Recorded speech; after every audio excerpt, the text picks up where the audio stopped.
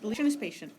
Old Roger Chillingworth, throughout life, had been calm in temperament. Oh, that's not working. Had been calm in temperament, kindly, though not of warm affections, but ever, and in all his relations with the world, a pure and upright man. This is interesting because this is characterization of Chillingworth that is different, right? We've been hearing a lot of other stuff about him right now. This is different, this pureness and warmness. He had begun an investigation, as he imagined, with a severe and equal integrity of a judge, desirous only of truth, even as the question involved no more than the air-drawn lines and figures of a geometrical problem, instead of the human passions and wrongs inflicted on himself.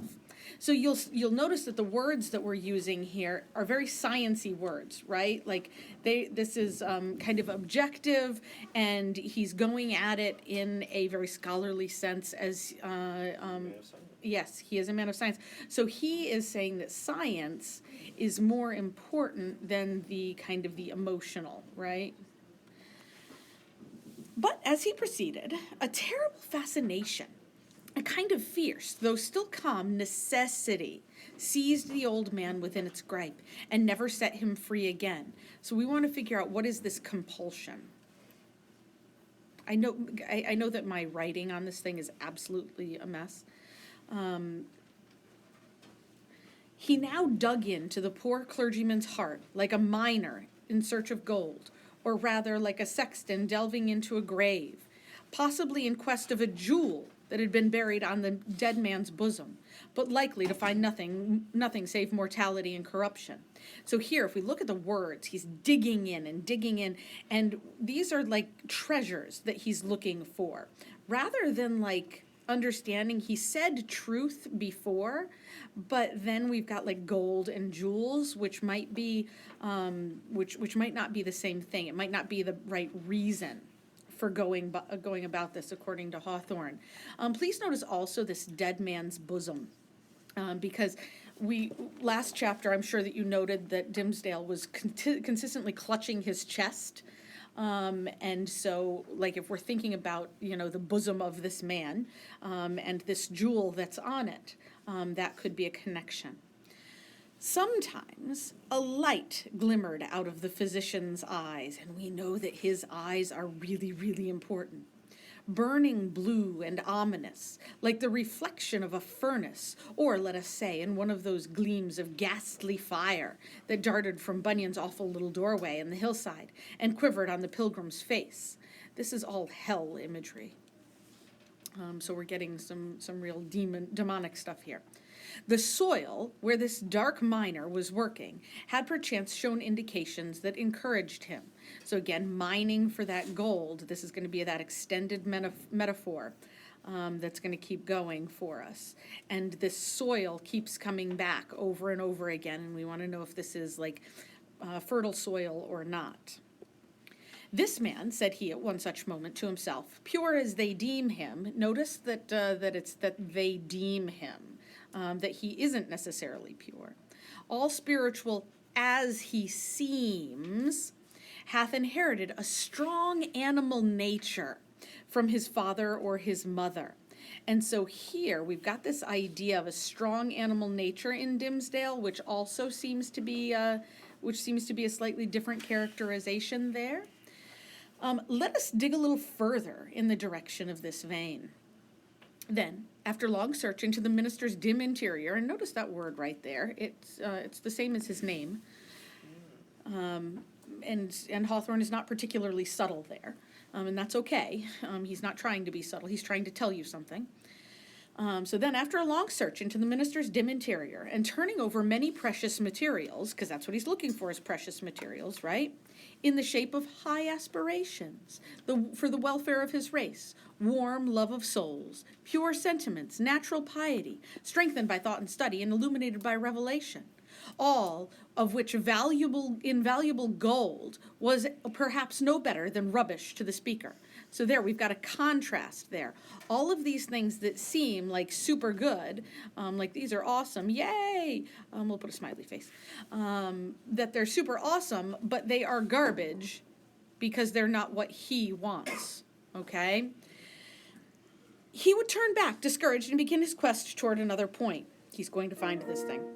He groped along as stealthily, with as cautious a tread and a wary an outlook as a thief entering a chamber where a man lies only half asleep, or it may be broad awake, with the purpose to steal the very treasure which this man guards as the apple of his eye. Notice all of these stealthy kind of words, right? The words here are very, very consistent. This repetition is important of this idea. In spite of his premeditated carefulness, the floor would now and then creak, his garments would rustle, the shadow of his presence in a forbidden proximity would be thrown across the victim. In other words, Mr. Dimmesdale, whose sensibility of nerve often produced the effect of spiritual intuition, would become vaguely aware that something inimical to his peace had thrust itself into relationship with him. Now you'll notice that that the actual cause of this feeling is a sensibility of nerve, his nervousness, that produced the effect of spiritual intuition. It's not actual intuition, because he's got other things going on that are telling him that maybe something weird is going on here, and you should be worried about Chillingworth. This word inimical means meaning harm, okay, or intending harm, in case you need that word. So he has this idea that maybe something's wrong with Chillingworth. But old Roger Chillingworth, too, had perceptions that were almost intuitive. And again, it's almost intuitive. This is not actual intuition for either of these two men. Neither of them have what they need. Hawthorne seems to be saying that intuition is important, right? But none of these two guys actually have the right kind. And when the minister threw his startled eyes toward him, there the physician sat, his kind, watchful, sympathizing, but never intrusive friend. So he has a feeling that something's wrong, but his eyes are not necessarily saying the same thing. Yet, Mr. Dimmesdale would perhaps have seen this individual's character more perfectly if a certain morbidness, to which sick hearts are liable, had not rendered him suspicious of all mankind, trusting no man as a friend. And so the fact that he trusts no one means that he, in theory, also trusts everyone, because he doesn't trust his own idea of who's good and who's bad. He could recognize his enemy when the latter actually appeared. So we also have Hawthorne telling us that Chillingworth is actually the enemy. Okay, so he has absolutely shown and articulated that. He therefore still kept up a familiar intercourse with him, daily receiving the old physician in his study or visiting the laboratory, and, for recreation's sake, watching the process by which the weeds were converted into drugs of potency. Notice that before we have talked about the herbs that the physician has gathered, right, and things like that, and potions, but we have not heard them called weeds until now, until after he's gripped by something else. So all of a sudden, the herbs have turned into weeds as we see him as the enemy, okay? So that language is going to change, and he's going to be associated with absolute weeds now. He has been gripped by evil. One day, leaning his forehead on his hand and his elbow on the sill of the open window that looked toward the graveyard, he talked with Roger Chillingworth while the old man was examining a bundle of unsightly plants. So again, unsightly. "Where?" asked he, with a look askance at them, for it was the clergyman's peculiarity that he seldom nowadays looked straight forth at any object, whether human or inanimate. He can't look anything in the eye. Okay, so this is a guilt thing, right? "Where, my kind doctor, did you gather those herbs with such a dark, flabby leaf?" That's a really fun word because it's an icky word that he's using there, to yet again kind of connect it with those weeds of before. Even in the graveyard here at hand, answered the physician, continuing his employment. They are new to me. I found them growing on a grave which bore no tombstone, nor other memorial of the dead man, save these ugly weeds, that have taken upon themselves to keep him in remembrance. They grew out of his heart, and typify, it may be, some hideous secret that was buried with him, and which he had done better to confess during his lifetime. This is a hint, right?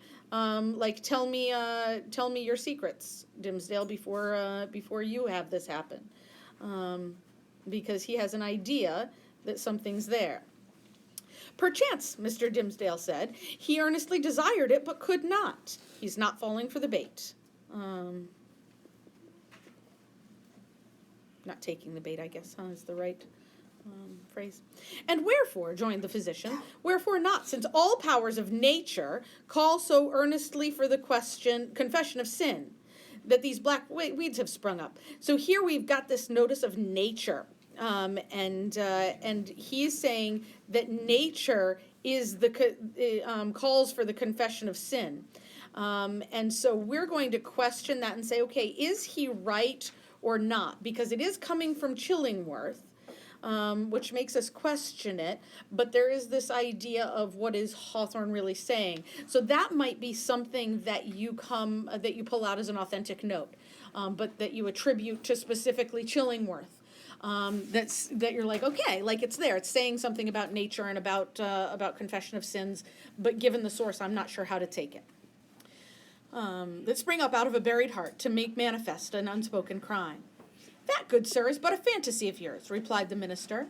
There can be, if I forbode aright, no power short of divine mercy to disclose, whether by uttered words or by type or emblem, that's the A.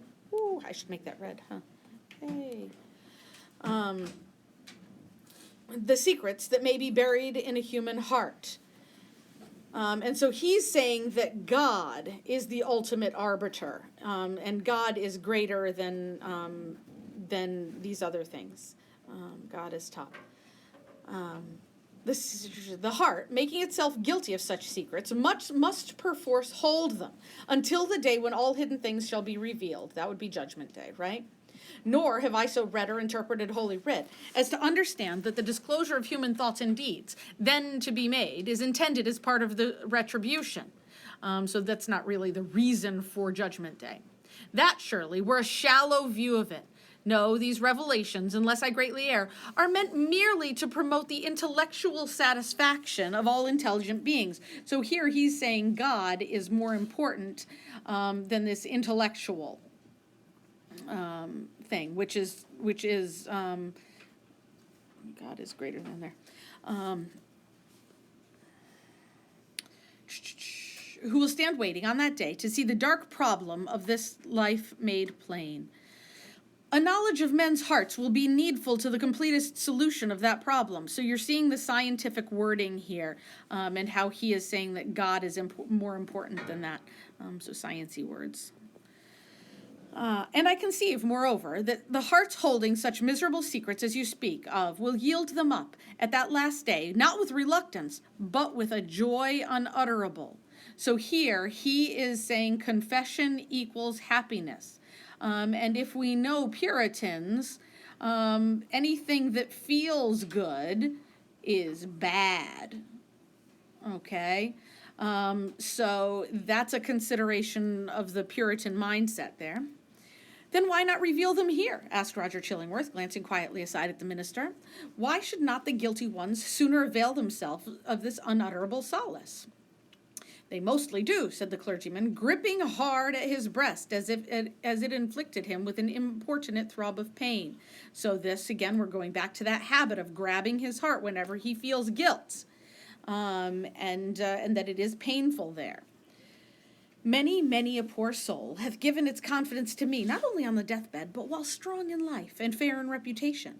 And ever, after such an outpouring, oh, what a relief have I witnessed in those full brethren, even as in one who at last draws free air after the long stifling with his own polluted breath. So confession makes that polluted breath into free air. How can it be otherwise? Why should a wretched man, guilty, we will say, of murder, prefer to keep the dead corpse buried in his own heart rather than fling it forth at once and let the universe take care of it? Yet some men bury their secrets thus, observed the calm physician. And notice that's a scientific word also, this observed, right? True, there are such men, answered Mr. Dimmesdale, but not to suggest more obvious reasons. It may be that they are kept silent by the very constitution of their nature. There's nature again. And he's saying that maybe people are who they are because of nature. Or can we not suppose it, guilty as they may be, retaining nevertheless a zeal for God's glory and man's welfare, they shrink from displaying themselves, black and filthy in the view of men, because thenceforward no good can be achieved by them, no evil of the past be redeemed by better service. So he's saying, if I confess, then I can no longer do the good work of a pastor. I can't do good.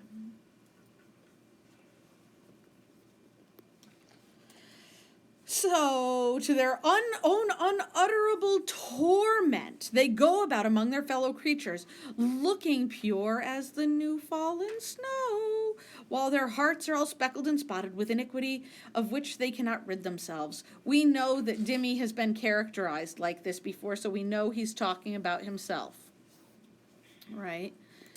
These men deceive themselves, said Roger Chillingworth, with somewhat more emphasis than usual, and making a slight gesture with his forefinger. They fear to take up the shame that rightfully belongs to them. So here we've got that shame, and that shame rightfully belongs to people. So we think right there, Hester, right? Hester has shame. We're also thinking about what Lewinsky had to say about shame, and if that is a valid and right consideration. Is it shame that makes us good, and society's judgment of us? Their love for man, their zeal for God's service, these holy impulses may or may not coexist in their hearts with the evil inmates to which their guilt has unbarred the door. So guilt lets in demons, right? And so when you have demons in you, what happens? And which must needs propagate a hellish breed within them. But if they seek to glorify God, let them not lift heavenward their unclean hands. So he's saying, if you have let these demons in, then you have no right to try to be good and try to do that good anyway. If they would serve men, let them do it by making manifest the power and reality of conscience. This is our first mention, I think, of conscience itself, which is that knowledge of right and wrong. In constraining them to penitential self-abasement. So here he's saying that conscience will lead to penitential self-abasement, but that's Chillingworth, so we're not sure. Because penitential self-abasement means like I'm going to make up for my sins by, beating myself up about it and recognizing that I'm not worthy. Wouldst thou have me believe, O wise and pious friend, that sounds sarcastic to me, that a false show can be better, can be more for God's glory or man's welfare than God's own truth? Trust me, such men deceive themselves. It may be so, said the young clergyman indifferently, as waiving a discussion that he considered irrelevant or unseasonable. He had ready faculty, indeed, of escaping from any topic that agitated his too sensitive and nervous temperament. There's that nervous temperament again. This is standard Dimmy. As those nerves. But now I would ask of my well-skilled physician whether, in good sooth, he deems me to have profited by his kindly care of this weak frame of mine. So he's changed the subject. He doesn't want to talk about it anymore. Before Roger Chillingworth could answer, they heard the clear, wild laughter of a young child's voice, and when we hear wild laughter, we know that Pearl is on her way, right? Proceeding from the adjacent burial ground, looking instinctively, there's that word again, instinct. We had instinct, we had conscience, we've got those people, that intuition. All of these things seem to be coming up a lot in this chapter, right? They seem to be kind of motifs and ideas that keep popping up. I'm going to pull that with conscience too. For it was summertime. The minister beheld Hester Prynne and little Pearl passing along the footpath that traversed the enclosure. Pearl looked as beautiful as the day, and there again we've got that nice natural comparison for her, and something very clean and pure. But it was one of those moods of perverse merriment, and I love that oxymoron there, right? Which, whenever they occurred, seemed to remove her entirely out of the sphere of sympathy or human contact. So right now she is not in, is not in society, okay? She's decided that none of those things matter to her right now. And she now skipped irreverently from one grave to another, until, coming to the broad, flat, armorial tombstone of a worthy departed, perhaps of Isaac Johnson himself, she began to dance upon it. In reply to her mother's command and entreaty that she should behave more decorously, little Pearl paused to gather the prickly burrs from a tall burdock which grew beside the term. Decorously, what does that mean? Yeah, and who decides what is decorous? Society, right? That's the only reason that you act with decorum, is so as not to offend other people. And if you don't care how other people see you, then you're not going to do those little things necessarily, right? Taking a handful of these burrs, she arranged them along the lines of the scarlet letter that decorated the maternal bosom, to which the burrs, as their nature was, and I'm going to circle that because that's really, really critical right there. The burrs, their nature was, they are what they are and they cannot be changed, right? It's not because they want to be prickly or annoying. It's just what they are by their nature. So to which the burrs, as was their nature, tenaciously adhered. Hester did not pluck them off. You notice that she is accepting this this notion and idea of of the guilt and kind of and her daughter marking her in this way. Roger Chillingworth had by this time approached the window and smiled grimly down. There is no law, nor reverence for authority, no regard for human ordinances or opinions, right or wrong, mixed up with that child's composition. So he is noticing that she is not part of society. Remarks he as much to himself as to his companion. I saw her the other day bespatter the governor himself with water at the cattle trough in Spring Lane. What, in heaven's name, is she? Is the imp altogether evil? Hath she affections? Hath she any discoverable principle of being? These are questions that Hawthorne wants you to ask, but by having Chillingworth do it, we question whether or not his rhetorical questions might have an answer that is contrary to what Chillingworth might answer them. None save the freedom of a broken law. And so you'll notice that since she was born of sin, that she already has broken that law, and therefore people can't look at her any worse, so she is free. So she is free to do what she wants because people already will think what they will of her. Answered Mr. Dimmesdale in a quiet way, as if he had been discussing the point with himself. And that's important because he's thinking about, what does this mean for me? Whether capable of good, I know not.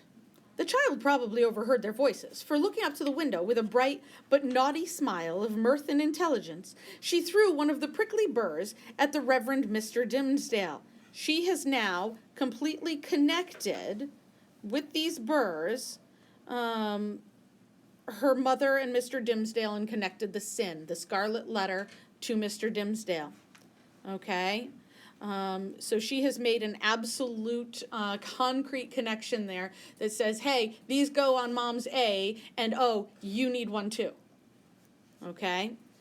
The sensitive clergyman shrunk with nervous dread from the light missile. He's not worried about the burr itself, but the guilt. He recognizes that Pearl is seeing something there.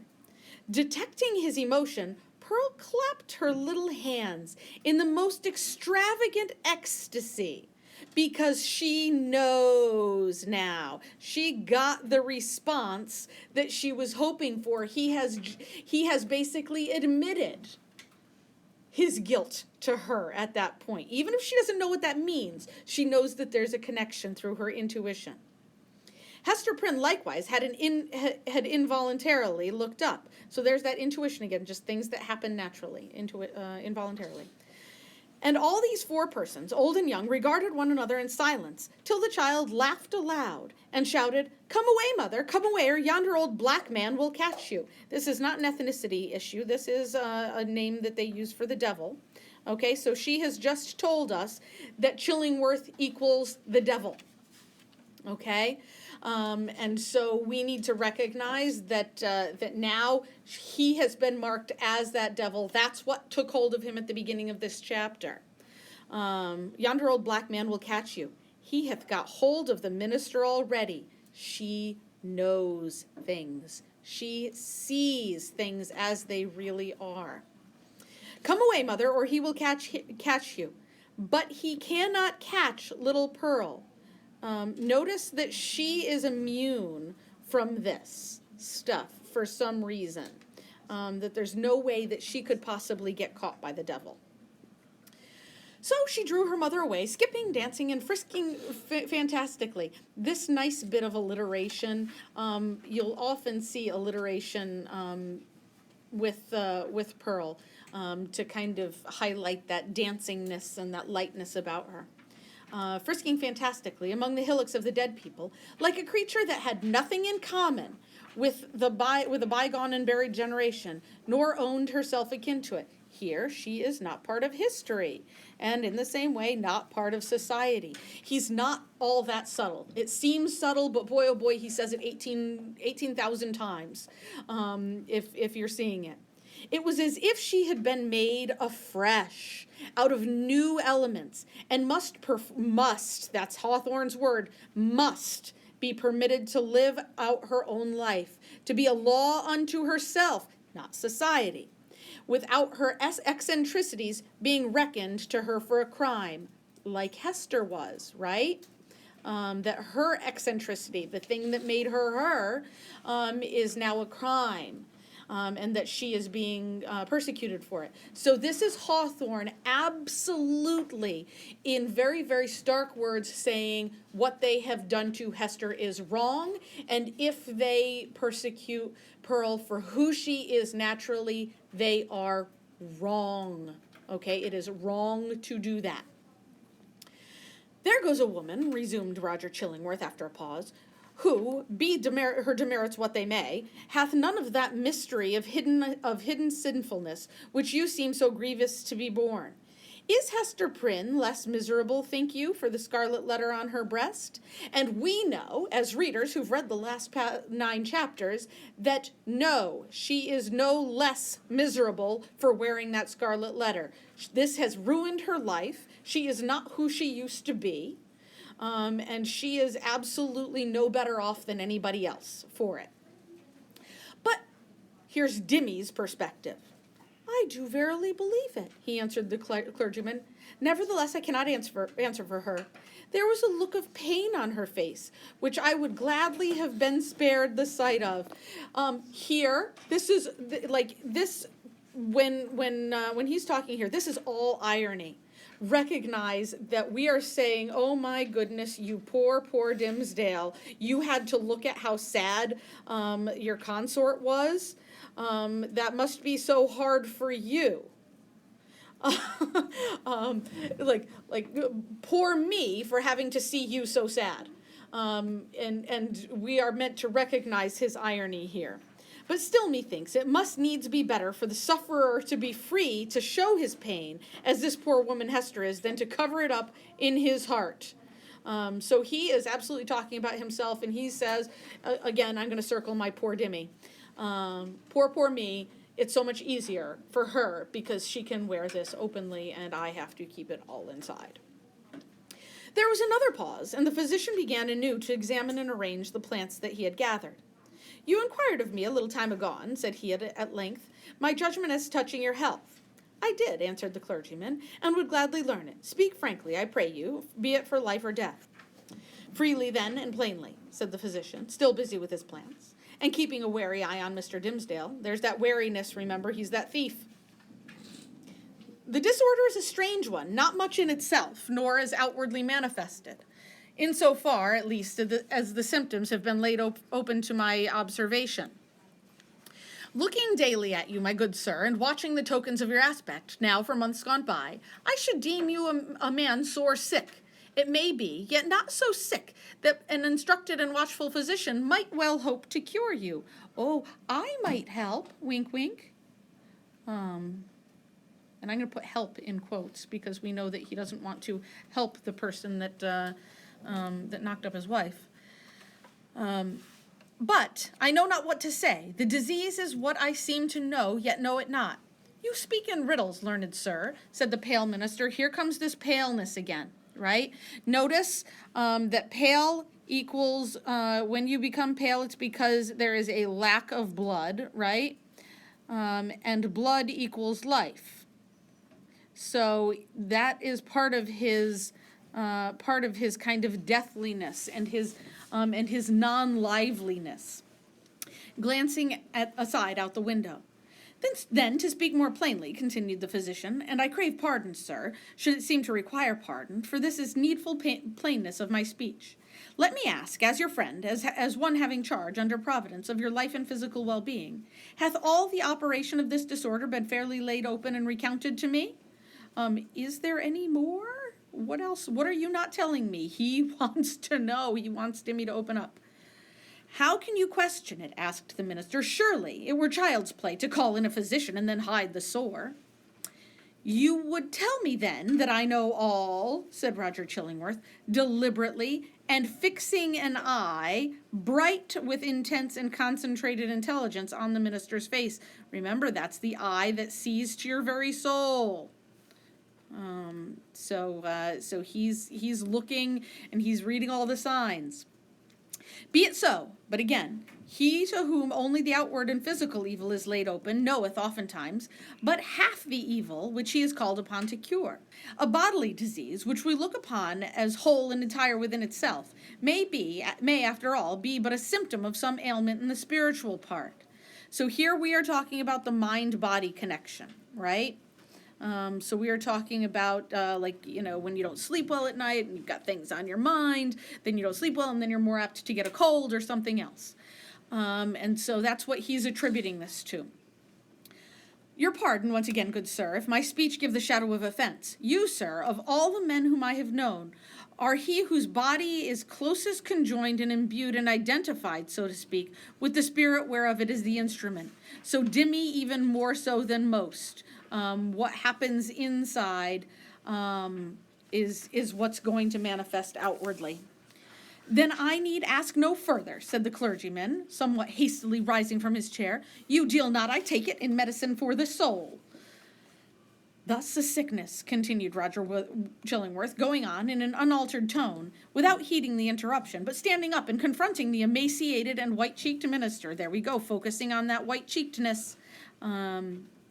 With his low, dark, and misshapen figure. So we've got a contrast, a light and dark contrast there, but not like a good light, like this is like a lack of life. So the light and dark there are contrasts, but very, very strange contrast. A sickness, a sore place, if we may call it, in your spirit, hath immediately its appropriate manifestation in your bodily frame. Would you, therefore, that your physician heal the bodily evil? How may this be, unless you first lay open to him the wound or trouble in your soul? Tell me, is what he's saying, right? No, not to thee, not to an earthly physician, cried Mr. Dimmesdale. And so earthly here really seems to be connected to the science part of it. Passionately, oh, look at this, we have passion in Dimmy. Passionately, and turning his eyes full and bright. This is not how his eyes, remember, even at the beginning, they were big doe puppy doggy eyes. They weren't like full and bright, with a kind of fierceness on old Roger Chillingworth. Not to thee. But if it be a soul's disease, then I do commit to myself to the one physician of the soul, God, right? And if he stand with his good pleasure, can cure or he can kill. Let him do with me as is in his justice and justice and wisdom, he shall see good. But who art thou that meddlest in this matter, that darest thrust himself between the sufferer and his God? So here we are saying that he is saying that God is more important than science. With a frantic gesture, he rushed out of the room. It is well to have made this step, said Roger Chillingworth to himself, looking after the minister with a grave smile. I love that use of that word there, since they're so close to the graveyard. Nothing is lost. We shall be friends again anon.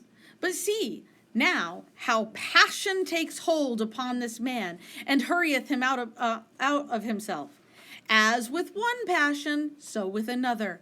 He hath done a wild thing ere now, this pious Master Dimmesdale, in the hot passion of his heart, i.e., he has done a wild thing with Hester.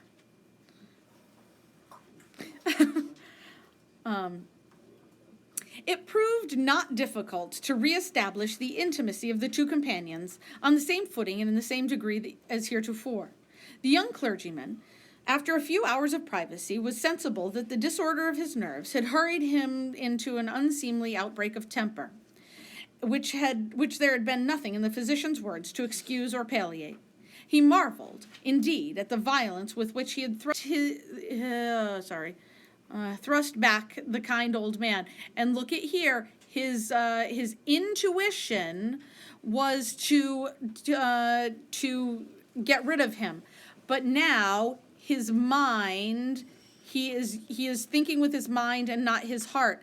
And we know that his heart that said, whoa, not you, I'm not telling you, was the important thing. He should be listening to his heart, but instead he's listening to his head and saying, oh, but he was being kind. He was merely proffering the advice which it was his duty to bestow, and which the minister had expressly sought.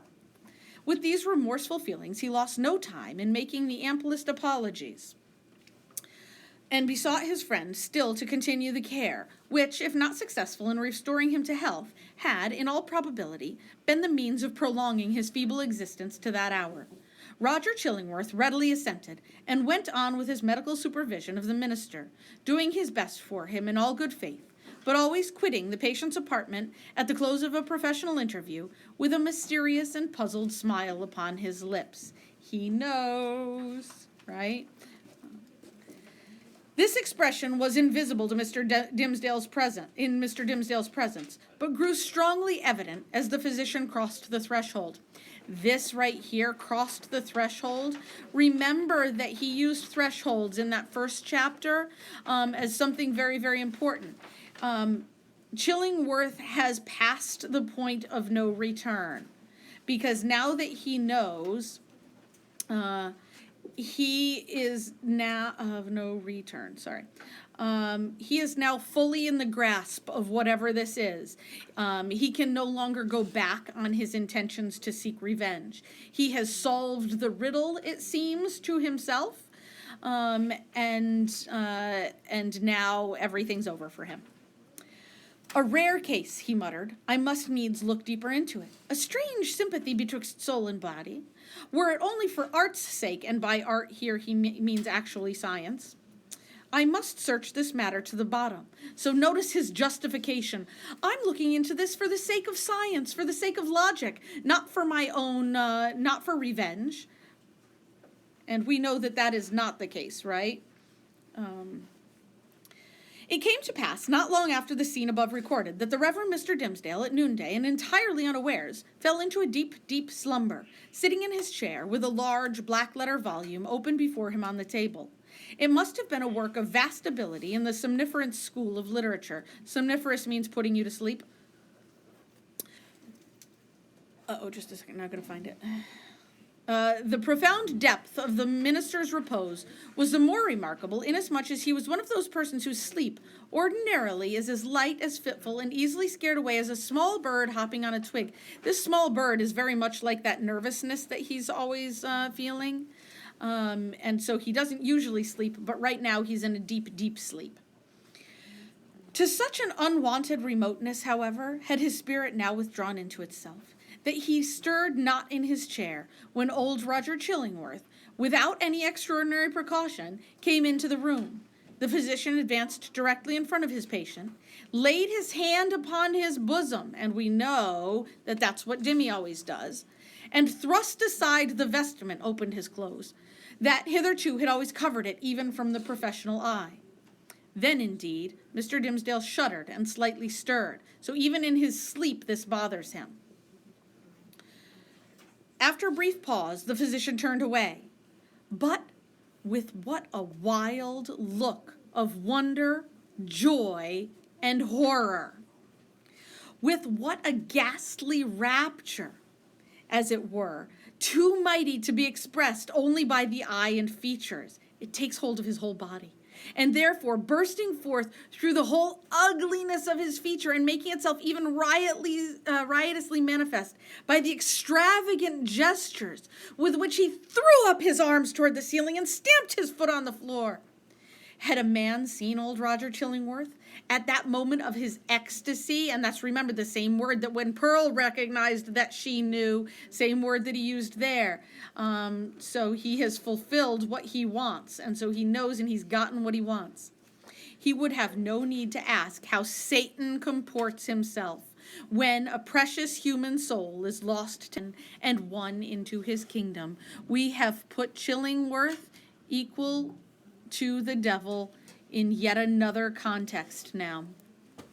But what distinguished the physician's ecstasy from Satan's was the trait of wonder in it. Like, that's the awe, right? He is awestruck by what he has seen on the minister's chest. And Hawthorne has left it to you to decide what it is that he saw on the minister's chest that has absolutely confirmed his suspicions.